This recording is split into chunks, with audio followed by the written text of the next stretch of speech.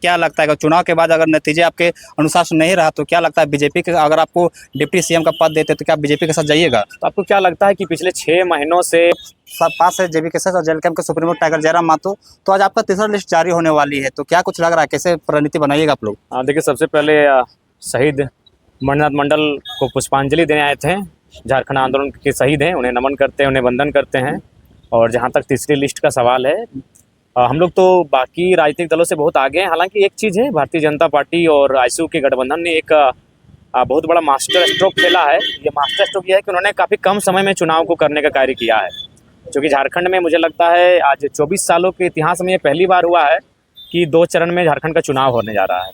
और सबसे उससे भी खास बात है कि नोटिफिकेशन के 4 दिन बाद ही नॉमिनेशन है। ऐसा पहले कभी नहीं हुआ था। कम से कम नोटिफिकेशन के बाद किसी प्रत्याशी को संभलने का मौका मिलता है। 20-25 दिन के बाद पहला फेज का चुनाव होता है। लेकिन खैर, हम लोग युवा हैं और वायु गति से अपने काम पे लगेंगे। और हमने अनुमान लगाया था कि 2 महीने का हम लोग के पास वक्त है, लेकिन 30 से 35 दिनों के वक्त में हमें चुनाव में सब कुछ हासिल करना है। आपने बीजेपी का नाम लिया, तो अगर क्या लगता है कि चुनाव के बाद अगर नतीजे आपके अनुसार से नहीं रहा तो क्या लगता है बीजेपी के, अगर आपको डिप्टी सीएम का पद देते तो क्या बीजेपी के साथ जाइएगा? तो आपको क्या लगता है कि पिछले 6 महीनों से लोकसभा से क्या हम लोग को इस प्रकार के प्रलोभन नहीं आए हैं? देखिए, सबसे महत्वपूर्ण है सिद्धांत। और हम लोगों ने पहले ही कहा है कि झारखंड राज्य जब बनने के बाद से, चाहे भारतीय जनता पार्टी रहे, आईएसयू रहे और तमाम महागठबंधन रहे, कांग्रेस रहे, जेएमएम रहे, इत्यादि पार्टियों ने शासन किया है। और सबने बारी बारी से राज्य के लोगों ने उनको मौका दिया है।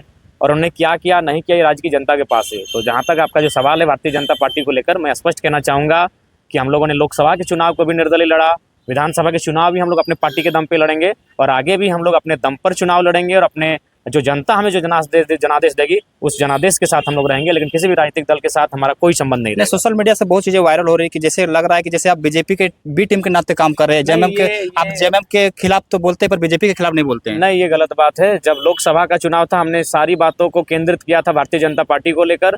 और विधानसभा के चुनाव में तमाम पार्टियां को उनको केंद्र बनाकर हम बात रखेंगे। और जहां तक हम प्रत्याशी बने हैं, वो झारखंड मुक्ति मोर्चा की पुश्तैनी पारंपरिक सीट है। तो ये कोई कहने की बातें हैं। भारतीय जनता पार्टी, उनकी विचारधारा हमारी विचारधारा में कोसों अंतर है। आज कितने सीटों पे लगभग दावेदारी पेश की जाएगी नामांकन को? देखिए, आज हमें लगता है कि आज भी 10 सीटों पे आज प्रत्याशियों की घोषणा है। और फिर इसके बाद जो भी घोषणाएं होंगी रात 12-1-2 बजे कभी भी हो सकती हैं। क्योंकि हम लोग लगातार 2 दिन से हाई अलर्ट में है, हमारी पूरी संसदीय बोर्ड हाई अलर्ट में है। और सबसे हम कह सकते हैं कि लगातार हम लोग मेहनत कर रहे हैं। ये अभी तक आपके हमको लगता है 4:30 बज चुका है, हम नहाए नहीं हैं। अभी जस्ट हमारे एक संसदीय जो बोर्ड है, उनके मेंबर के घर में माड़ भात का भोजन बना था, क्योंकि खाना पार ही नहीं हो रहा है गले में।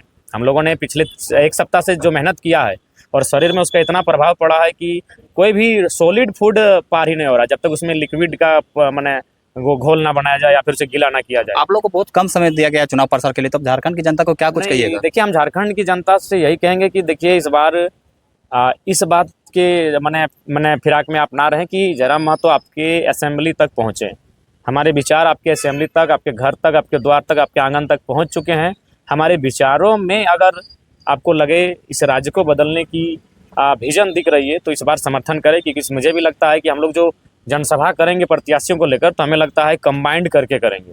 यानी 3-4 प्रत्याशियों को मिलाकर एक जनसभा करेंगे, तभी संभव होगा, क्योंकि समय बहुत कम है। और जो भी हमारे साथी हैं उनसे भी हम निवेदन करेंगे, कृपया करके आप लोग अलर्ट होकर वो टीम वर्क के साथ मैदान में लग जाए। चलिए, ठीक है, थैंक यू।